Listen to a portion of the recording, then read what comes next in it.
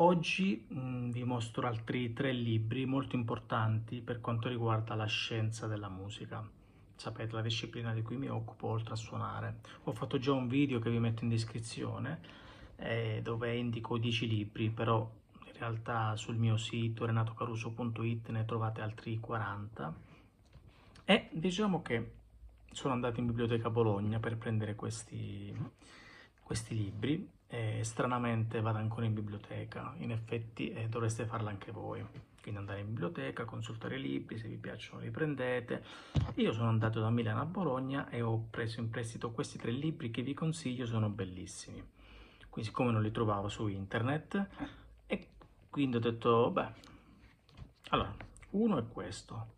La musica nella rivoluzione scientifica del Seicento di Paolo Gozza.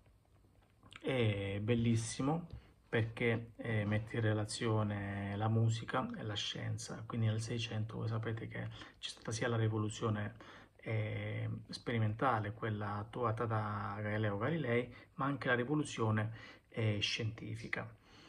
Scusate, anche la rivoluzione musicale, cioè l'opera lirica, che per coincidenza è stata fatta dal padre di Galileo, quindi Vincenzo Galilei. E questo racconta un po' di storia con altri articoli, con altre cose, molto bello, molto approfondito, poi ci sono delle chicche di Leibniz, insomma delle cose molto belle. Quindi questo è uno. Il secondo è questo di Natascia Fabbri. Lei, se non sbaglio, insegna a Firenze filosofia della scienza, non ricordo, e cosmologia e armonia in Kepler e Mersenne. Quindi racconta di Kepler e Mersenne cosa pensavano dell'armonia, l'armonia delle sfere, del cosmo e della musica e dell'astronomia, cioè come si metteva in relazione questa dualità tra astronomia e musica, che hanno 2 discipline diverse, ma in realtà parlavano della stessa cosa. Quindi Keplero è un libro molto difficile, quindi insomma c'è molta filosofia, se non si hanno i concetti, come me non ho tanti concetti ancora ben chiari, però lo leggerò altre 5-6 volte, è molto importante. Quindi sia Keplero che Mersenne si occupano di musica del cosmo. Kepler, perché si occupa di questa materia della scienza armonica, lui fece delle importanti scoperte, oltre alle 3 leggi, ma la terza legge la ricavò dalla musica, dalla quinta. Emerson, diciamo, faceva anche gli stessi studi, però era un po' più religioso, mettiamolo così, mentre Kepler era più da un punto di vista geometrico, Emerson era da un punto di vista filosofico-numerico. Infatti Kepler parla di numeri numerantes, mentre Mersenne di numeri numerati. Se non sbaglio, o al contrario, perché numeri numerantes sono i numeri, aritmetica, numeri numerati sarebbe la geometria.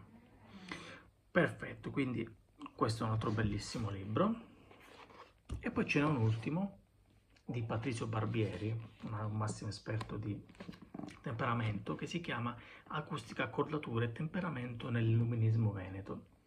Questo è un bel librone dove racconta appunto tutti, oltre a tutti i teorici che sono stati coinvolti in questa disciplina, sempre nella scienza della musica, ma parla anche di Eulero, piuttosto che anche di Mersenne, ma parla anche di tanti altri, coloro che hanno dato dei contributi sempre per la scienza della musica, e parla dei vari temperamenti. Come ben sapete, il temperamento è quella suddivisione della scala in 12 parti uguali e qui illustra i diversi tipi di temperamento. Ne furono stati centinaia anche in Italia.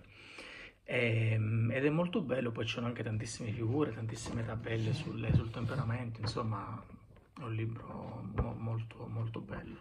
Sono tutti e 3 dei libri fantastici che purtroppo, come tante cose fantastiche, non si trovano in rete e quindi dovete reperirli in questo modo. Quindi andate in biblioteca, studiate, oltre ad essere... Io sono andato a Bologna in biblioteca, la città dove ho studiato, dove mi sono laureato in informatica, e sono andato alla biblioteca dell'Archiginnasio, fantastica ragazzi, c'è una sala che sembra di ritornare veramente, è bellissimo, quindi niente, Che dire? Niente, buona serata. Renato Caruso da Milano è tutto.